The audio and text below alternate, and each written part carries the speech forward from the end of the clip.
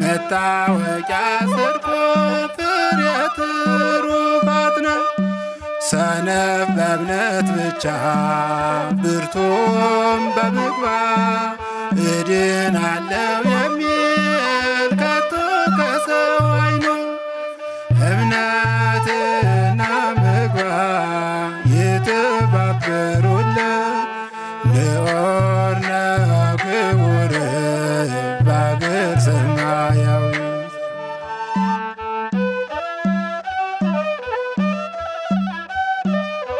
ሰላም ጤና ይስጥልን የተወደዳችሁና የተከበራችሁ ተመልካቾቻችን እንደምን ሰንብታችኋል ይህ በየሳምንቱ በሰዓት ወደናንተ የሚደርሰው አውደ ትሩፋት መርሃ ግብራችን ነው ባለፈው ሳምንት ሱስና ያደረሳቸው ያሉ ጉዳቶችን በተመለከተ አንድ ዝግጅት ወደናንተ ማድረሳችን ይታወሳል በዛሬው መርሃ ግብራችን የሱስን ጉዳት ለመቀነስ ከሱስ ለማገገም የሚረዱ የመፍትሄ ሐሳቦችን ከግለሰቦች እስከ ተቋማት ማን መስራት አለበት የሚለውን ሐሳብ ከባለሙያዎች እይታ እንዲሁም ከሱስ ህይወት ተላቀው አሁን ላይ በጥሩ ሁኔታ ላይ የሚገኙ ሰዎችን ተሞክሮ ይዘንላችሁ ቀርበናል እስከ መርሃ ግብራችን ፍጻሜ ድረስ አብራችሁን ቆዩ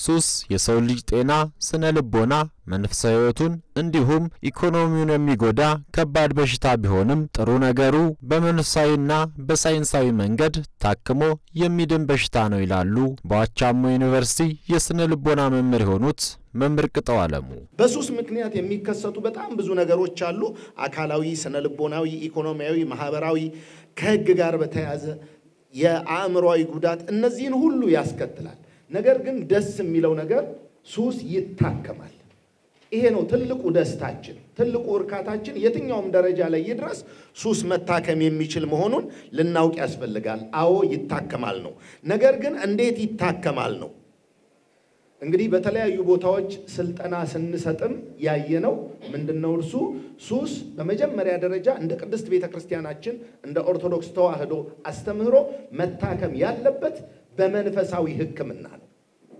መንፈሳዊ ህክምና ምን መሆን አለበት አንድ ሰው በፊት ያደርግ የነበረውን በመንፈሳዊ ማንነት በልምምድ ማምጣት አይጾምም ከሆነ እንዲጾም እንዲጸልይ እንዲሰግድ በመንፈሳዊ ልምምድ ያንን ነገር እንዲያመጣው ማድረግ ይቻላል ማለት ነው ስለዚህ እዚህ ጋር አባቶች ትልቅ ሚና አላችሁ ሌላው የስነ ልቦና ህክምና ነው ከሱስ ለመላቀቃችን ግን እንደ መፍትሄ ሐሳብ ማስቀመጥ ያለብን ምንድነው እሱ አንድ ሰው ከሱስ ተላቋል ወይስ ሱስ ውስጥ ነው የሚለውን ነገር በዚያ የምክር አገልግሎት ውስጥ በቡድንም ይሁን በግል እንደገና ደግሞ በሱስ ማገገሚያ ውስጥም ከገባ በኋላ ከዚያም በኋላ ደግሞ እንዴት ነው ከሱስ መውጣቱን የሚያረጋግጠው በፊት ያደርግ የነበረውን ቀደም እዚህ ጋር አንድ ከወንድሜ ይሰጥ የነበረ በየ3 ወሩም ቢሆን ያንን ነገር ማድረግ ከቻለ ሱስ ውስጥ እንደሆነ ይታወቃል ነገር ግን ያንን ነገር ላለ ማድረጉ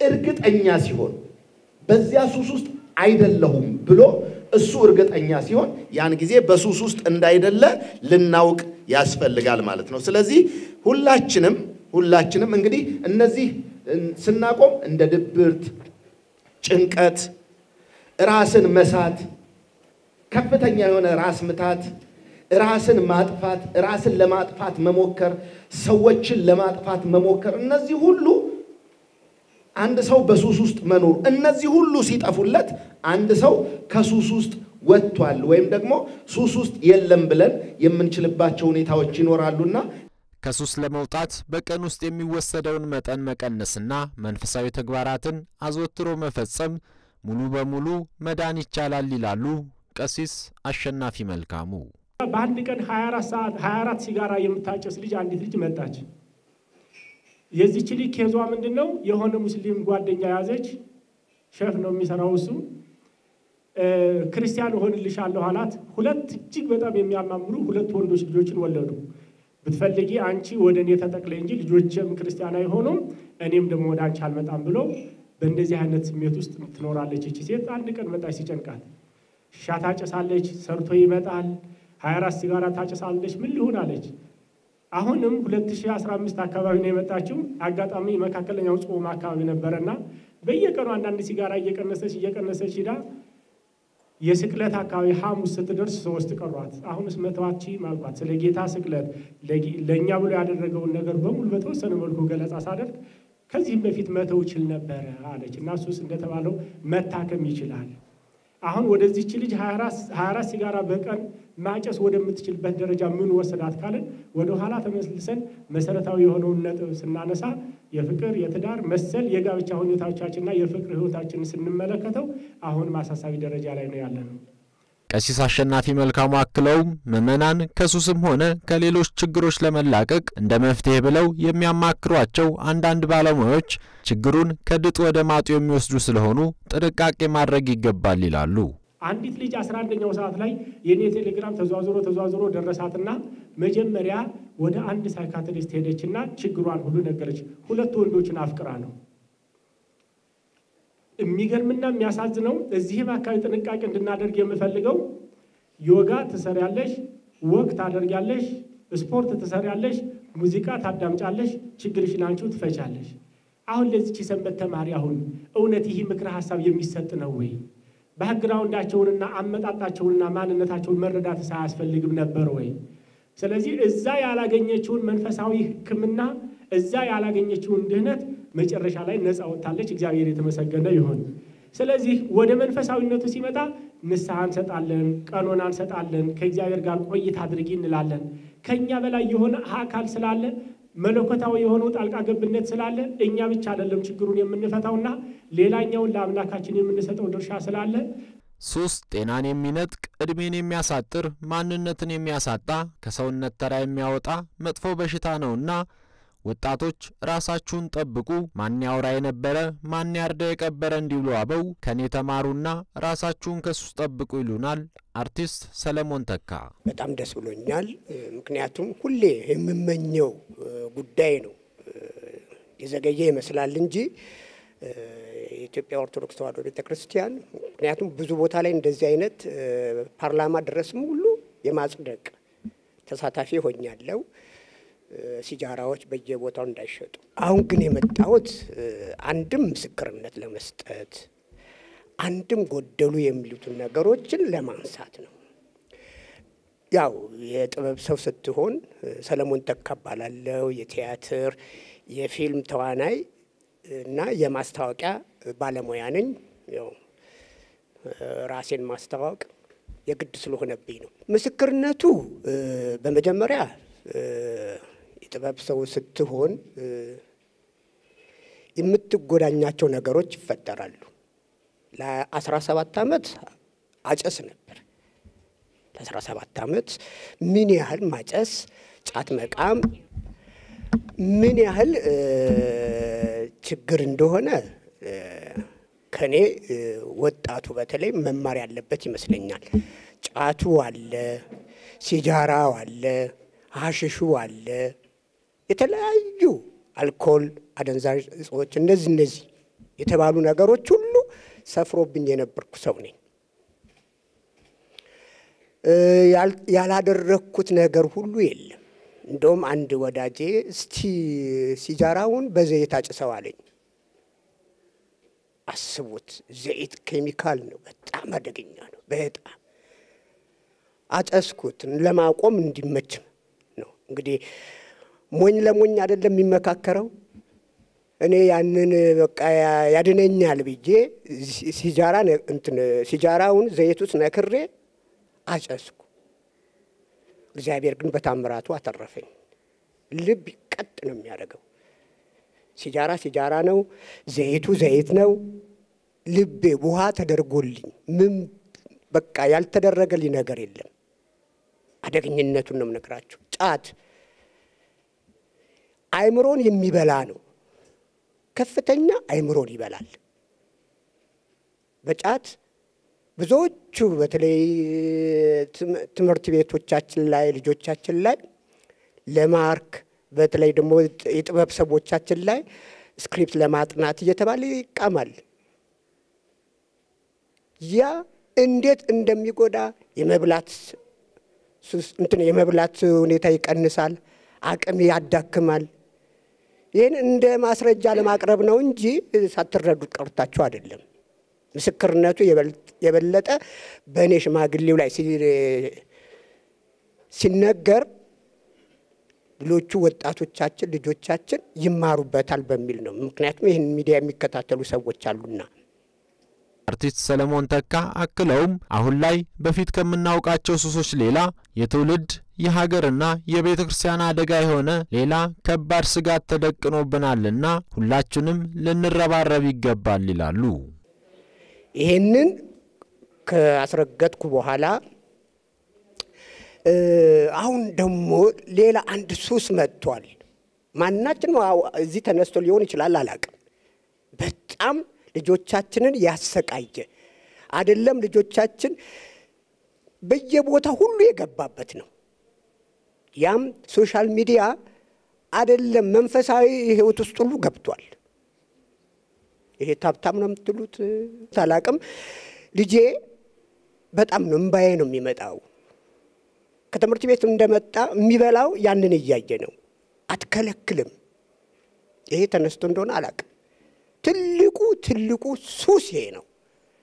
ትልቁ ልንቋቋመው ያልቻልነው ፈታኝ ቅድም ወንድሜ እንዳልከው ከውጩ የመጣብን በጣም ተጽዕኖ የሚፈጥር ልንላቀቀው የማንችል ልንቆጣጠረው የማንችል ድሮ እኔ ማንም ነበር አባቴ ቆንጥጦ ኮርኩሞ ወደ ቤት ግባ ይለኛል። አሁን ግን የገዛ ልጄን እንኳን ራሴ ለመቆጣጠር አቅም ያጣሁበት ነው። በጣም አቅም ያጣሁበት ነው። ያማል እንደ አባት ስታይ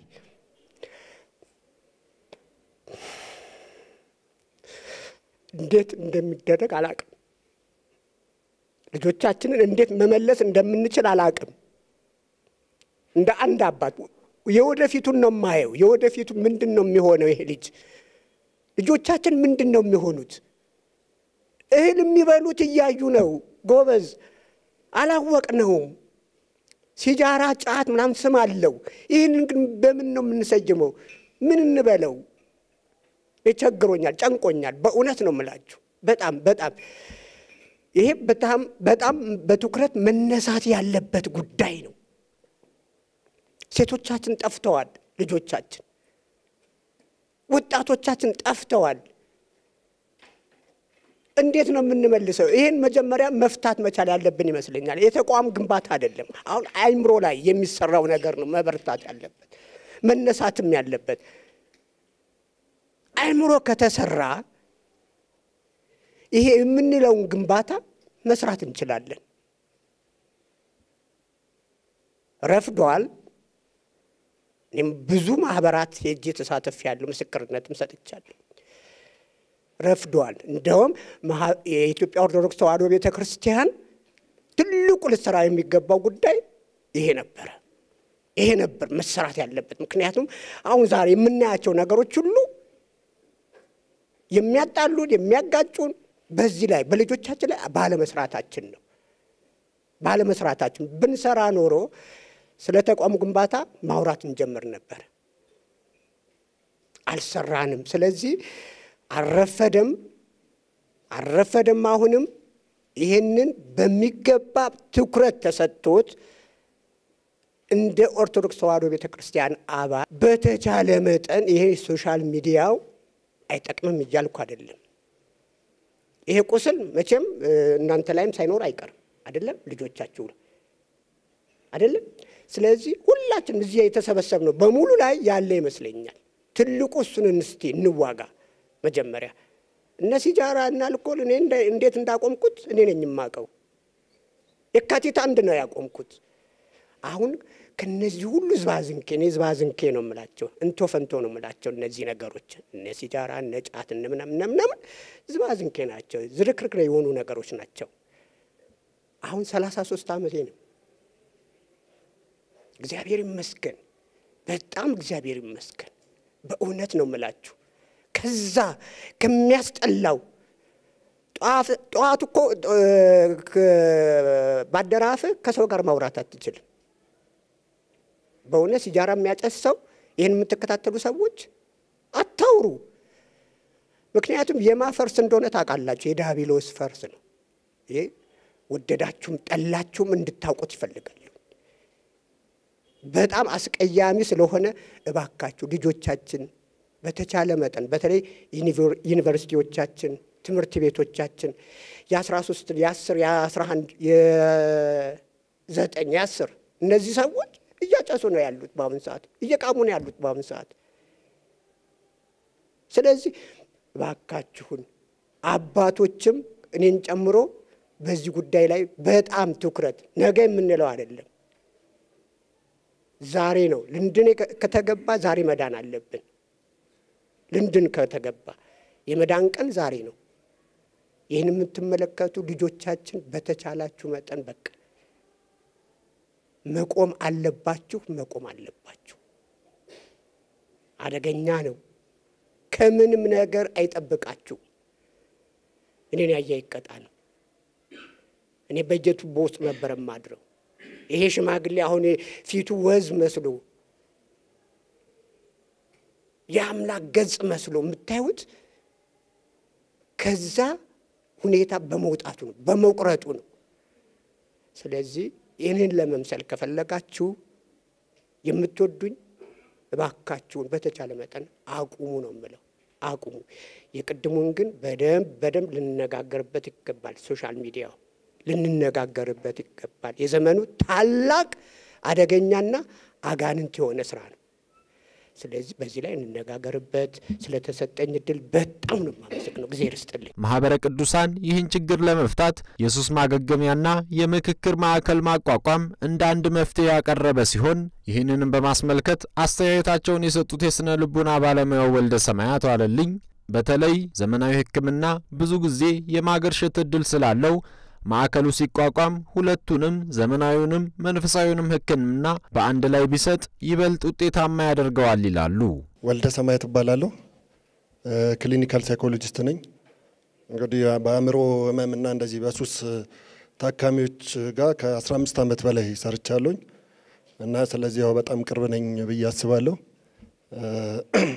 ስለዚህ እኔ ከድሮ ጀምሮ እንግዲህ ያው ስራ ሲጀምር ጀምሮ በጣም የምመኘው ነገር ነበር እንደዚህ ከቤተ ክርስቲያን ጋር ተያይዞ ይሄ መንፈሳዊ ሕክምና ወይ አንድ ላይ ከሆስፒታሎች ጋር ይሄን ሕክምና ከሚሰጡ ተቋሞች ጋር ወር ደግሞ እንዳውኑ አይነት ደግሞ በቤተ ክርስቲያን ስር ሆኖም የሆነ ነገር ቢሰራ የሚል ምኞት ነበረኝና ያው እንግዲህ አሁን ሊሳካ ስለደረሰ በጣም ደስ ብሎኛል።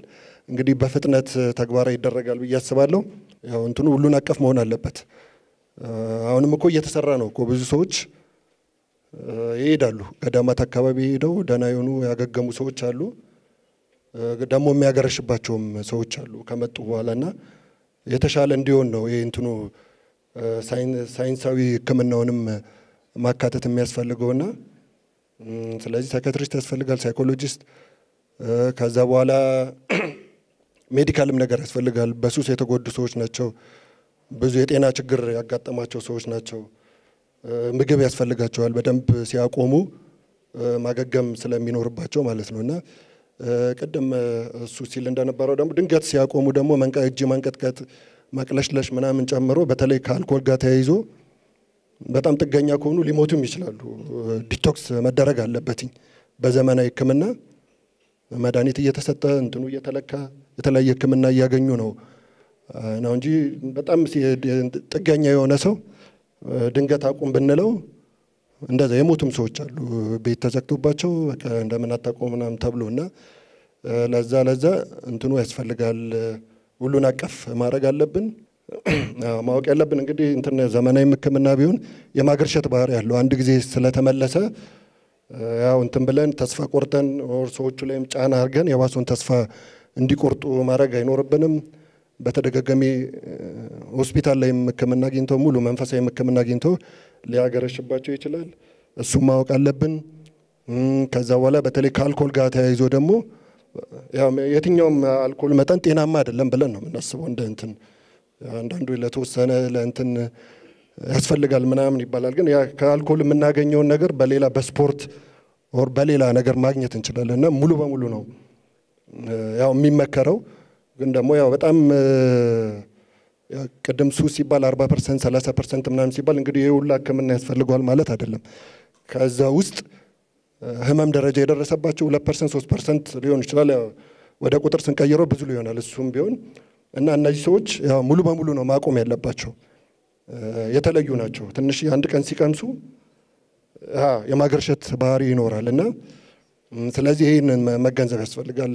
እኛ ስንሰራ አንደኛው ለማገርሸት የሚያጋልጠው ነገር ባህላቶች ናቸው። አመታዊ ባህላቶች፣ የአበይት ባህላቶች ምናምን ላይ ቤት ውስጥ ይዘጋጃል ምናምን የዛን ቀን መቀለ ምንም አይለም ምናምን ብሎ ራሱ ቤተሰብም ጓደኛ ምናምን የዛን ቀን የቀመሰው ነገር ነው ወደ ሙሉ ማገርሸት የሚመልሳቸውና ስለዚህ እነዚህ ሰዎች ምንም መንካት ነው የማይኖርባቸው።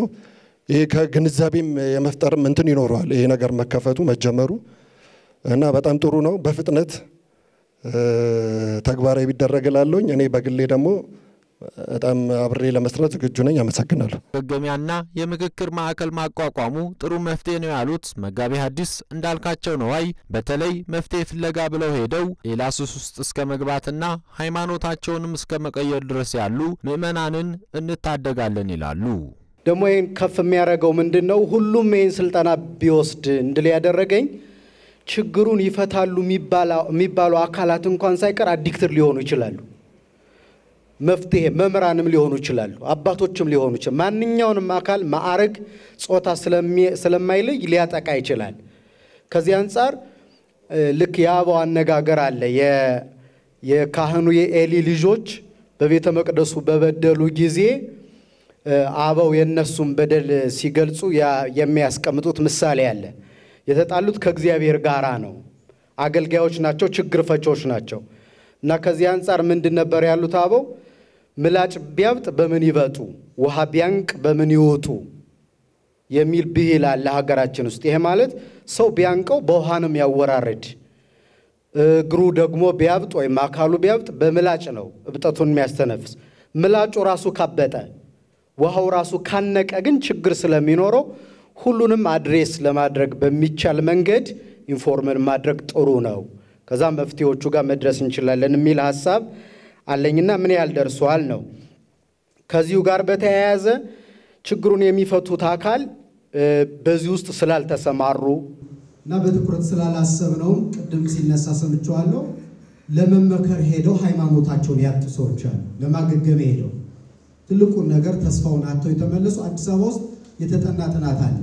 ከ100% ምክር አገልግሎት ለመጠየቅ ሄደው ከሄዱ ከመቶ ሰዎች 60ዎቹ ሃይማኖት እንደለወጡ አንድ ጥናት እንደወጣ ሰምቻለሁ። ይሄ ማለት በጣም በሌላ መንገድ ደግሞ ስራ እየተሰራ መሆኑን እናያለን ማለት ነው። መጋቤ ሐዲስ እንዳልካቸው ነው ያክለውም ክርስቶስ ወደዚህ ምድር የመጣው የሰው ልጅ ከባርነት ቀንበር ነፃ ለማውጣት ነውና ሱስ ደግሞ የከበረውን የሰው ልጅ መልሶ የሰይጣን ባሪያ ስለሚያደርገው ቤተክርስቲያን ምእመናንን የመጠበቅ ተልዕኮዋን ከየትኛውም ጊዜ በላይ አጠናክራ ልትቀጥል እንደሚገባ አሳስበዋል። እንደ ጠቅላላ ግን ቅድም ሲነሳ ስለነበረ የሆነ ወቅታዊ ችግር አይደለም፣ የቤተክርስቲያን ዋና ተልዕኮ ነው ይሄ። አሁን ዘግይተናል።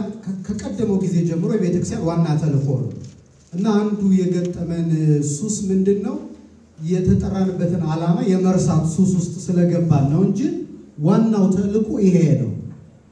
አንዳንድ ማሳያዎችን መስጠት ስለምፈልግ ነው። በደንብ የቤተክርስቲያን ዋናው ለምሳሌ አምላክ ለምን ሰው ሆነ ብንል ይሄ ጥያቄ ብናነሳው የነቢያት ትንቢት፣ የሐዋርያት ስብከት፣ የቅዱሳት መጻሕፍት መጻፍና ከዚያ ቀጥሎ ደግሞ የምስጢራተ ቤተክርስቲያን መሰጠት ዋና ዓላማ ምንድነው ቢባል ለሆነ ነገር ባሪያ የሆነውን የሰውን ዘር ከዚያ ባርነት ነፃ ማውጣት። ለዚህ እኮ ነው አበው የአዳምን መውደቅ በመንጸፈ ደይን ወድቆ በእግረ አጋንንት ተረግጦ ይኖር የነበረው የሰው ልጅ የምንለው አምላክ ሰው የሆነው ከዚህ ባርነትና ሱስ ለማውጣት። ስለዚህ የዋና ተልዕኮ ነው ይሄ ማለት። በዚህ ደረጃ ሰፋ ብሎ ቢታይ ለዚህ ማሳየው ደግሞ አዳምና ሔዋን የጻፉት የግብርናት ደብዳቤ ነው። አዳም ገብሩ ለዲያብሎስ፣ ሔዋን አመቱ ለዲያብሎስ ነው።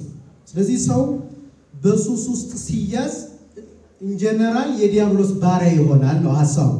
ከዚህ ማላቀቅ ነው። ይሄ ደግሞ የቤተክርስቲያን ዋና ተልዕኮ፣ ሌላ ስራ የላትም። ለቅዱስ ጴጥሮስ የነገረው እኮ በጎችን ጠብቅ ማለት በጎቹን ከሚበላ አውሬ ወይም ቀበሮ ማዳን። እሱ ቀበሮ ምንድን? ሶሻል ሚዲያ ሊሆን ይችላል፣ ሱስ፣ እያንዳንዱ በዝርዝር የተጠቀሱት በሙሉ ሊሆኑ ይችላሉ ማለት ነው። ስለዚህ ይሄ ደግሞ መቼ ነው የሚሆነው? አሁን አንድ በጎ የተዘራ ስንዴ ቤተሰቦቹ በተኙ ጊዜ ስንዴውን የመጠበቅ ኃላፊነታቸውን በመርሳት ጊዜ ከመሬት አረም በቅሎ ስንዴውን ይወጣዋል። አሁን የሆነው ይሄ ነው። ስንዴውን አረም ዋጣው ነው። ለምን ዋጣው? አንደኛ ጠላት እንክርዳድ ዘርቷል። በዚያው ተጨማሪ ደግሞ ከጠላት በተጨማሪ ቤተሰቦች እንቅልፍ ላይ ናቸው። ሁለቱ የጠላት ጥንካሬ የቤተሰብ እንቅልፍ ባንድ ላይ ተደምሮ ስንዴው በአረም እንዲዋጥ አድርጎታል። ስለዚህ በዚህ ምክንያት ጌታ መጥቶ በዚህ ዓለም የሰራው ይሄንን ነው።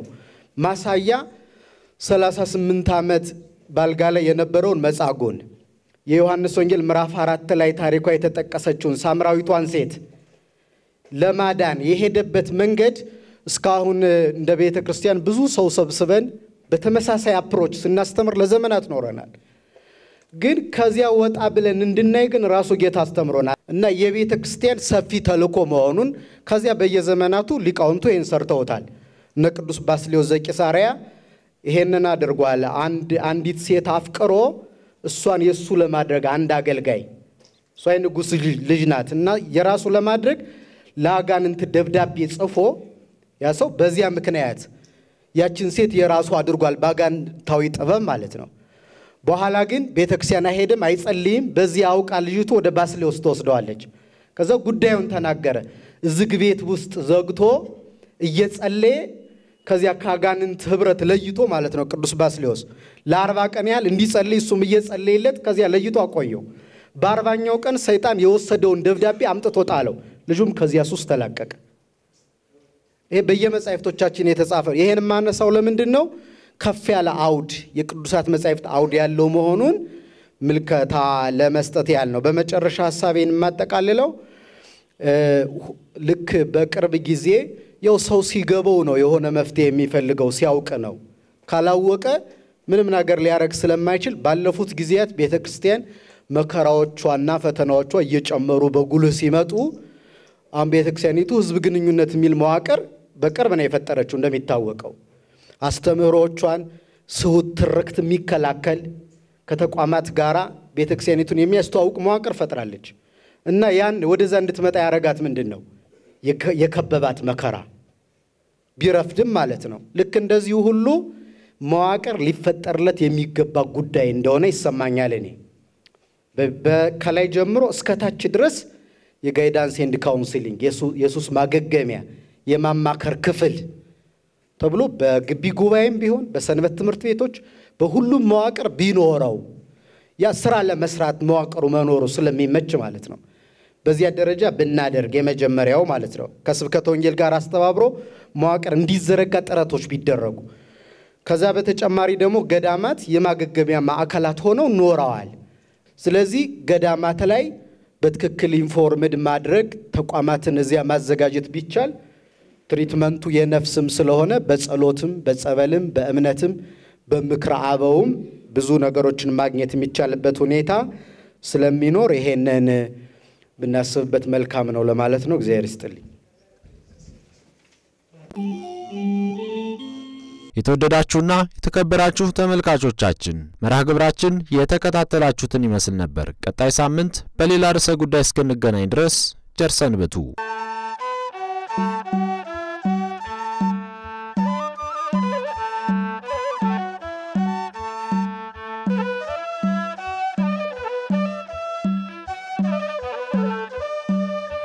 በሃይማኖት ጽናት ለተተከለ ሰው መታወቂያ ጽድቁ ፍሬ ትሩፋት ነው።